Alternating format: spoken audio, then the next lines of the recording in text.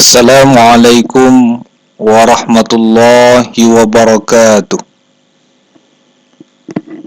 Bersama lagi anak-anakku yang dimuliakan Allah dengan Bapak Muhammad Zakyuddin SPDI. Pada kali ini Bapak akan menyampaikan ketentuan pernikahan dalam Islam.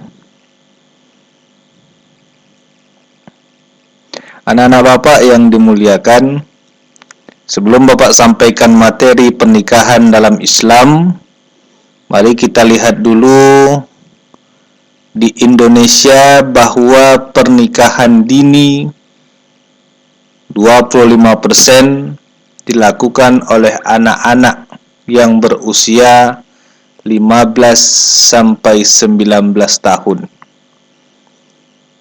Ini menunjukkan bahwa banyak di antara usia 15 sampai 19 tahun belum mengerti tentang hukum-hukum dalam pernikahan. Sehingga banyak dari mereka yang mengabaikan hukum-hukum pernikahan sehingga melakukan pernikahan dini dengan banyak faktor. Di antaranya karena faktor ekonomi, bahkan sampai faktor karena telah hamil duluan. Anak-anak Bapak yang dimuliakan oleh Allah, mari sama-sama kita lihat makna daripada pernikahan. Kata nikah berasal dari bahasa Arab yang berarti al-jam'u, yang bermakna bertemu atau berkumpul. Sedangkan menurut istilah, nikah ialah suatu ikatan lahir batin antara seorang laki-laki dan perempuan untuk hidup bersama dalam suatu rumah tangga melalui akad yang dilakukan menurut Islam. Anak-anak yang dimuliakan, marilah kita lihat dalil tentang pernikahan dalam Al-Quran surat Ar-Rum ayat yang ke-30. Wa min ayatihi an khalaqalakum min anfusikum azwaja litaskunu ilaiha wa ja'ala bainakum mawaddatan wa rahmah inna fi zalika laayatil liqaumin yatafakkarun. Shadaqallahul azim. Dan di antara tanda-tanda kebesarannya ialah yang menciptakan pasangan-pasangan untukmu dari jenismu sendiri, agar kamu cenderung dan merasa tentram kepadanya, dan dia menjadikan di antaramu rasa kasih dan sayang. Sungguh pada yang demikian itu benar-benar terdapat tanda-tanda kebesaran bagi kaum yang berfikir. Anak-anak Bapak, orang yang menikah sudah tentu memiliki tujuan. Di antaranya yang pertama adalah demi kelangsungan keturunannya. Yang kedua, memenuhi hajat naluri untuk mendapatkan kasih sayang, ketentraman hidup. Yang ketiga, untuk memenuhi perintah agama. Yang keempat, menimbulkan rasa tanggung jawab, hak dan kewajiban. Yang kelima, membangun keluarga bahagia, masyarakat muslim yang damai. Anak-anak Bapak yang Bapak banggakan, untuk melangsungkan sebuah pernikahan ada beberapa hukum yang dapat kita lihat bagi seseorang yang ingin melaksanakan suatu pernikahan. Yang pertama adalah wajib.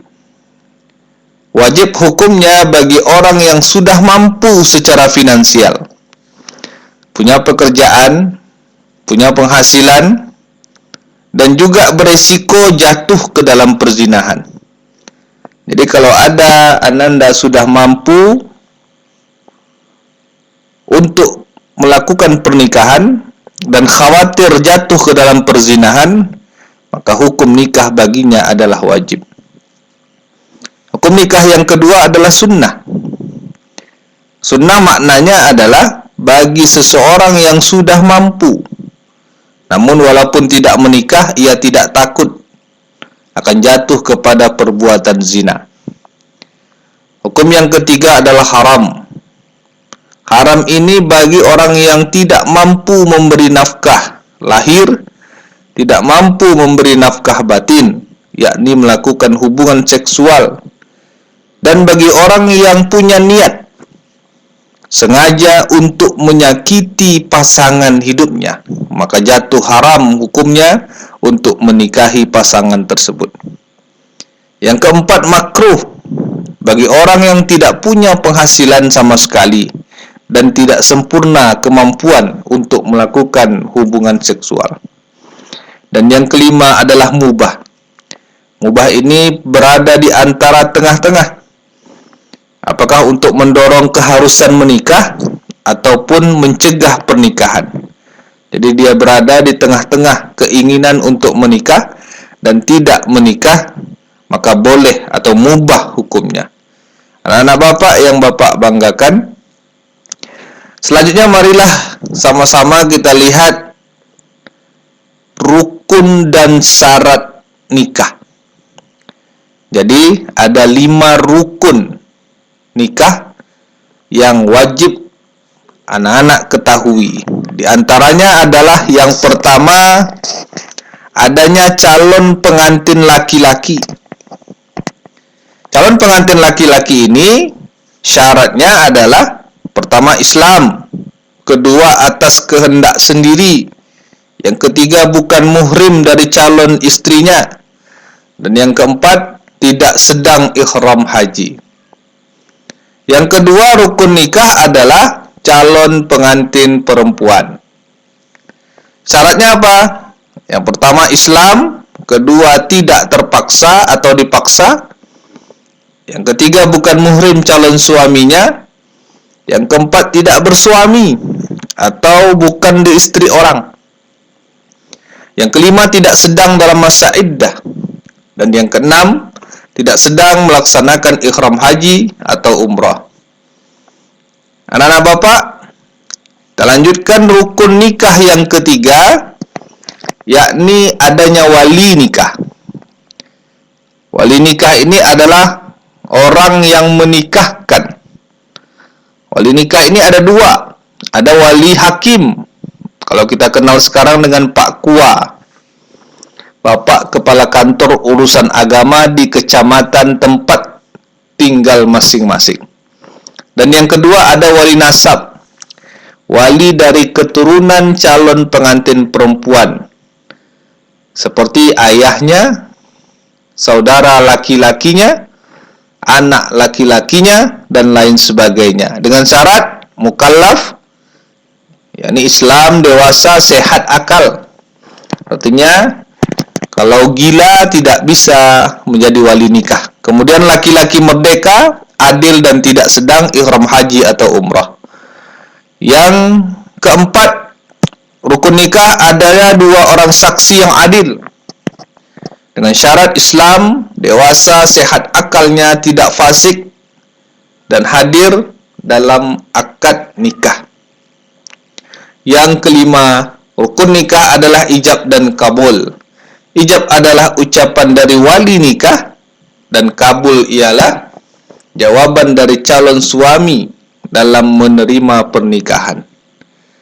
Anak-anak Bapak yang Bapak muliakan, demikianlah pemaparan materi tentang ketentuan pernikahan dalam Islam, di antaranya makna pernikahan, dalil tentang pernikahan, selanjutnya hukum-hukum pernikahan, dan rukun serta syarat pernikahan.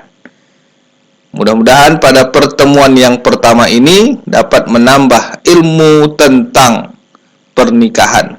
InsyaAllah pada pertemuan yang kedua kita membahas tentang mahram, kewajiban suami dan istri, dan hikmah pernikahan. Bapak akhiri, Assalamualaikum warahmatullahi wabarakatuh.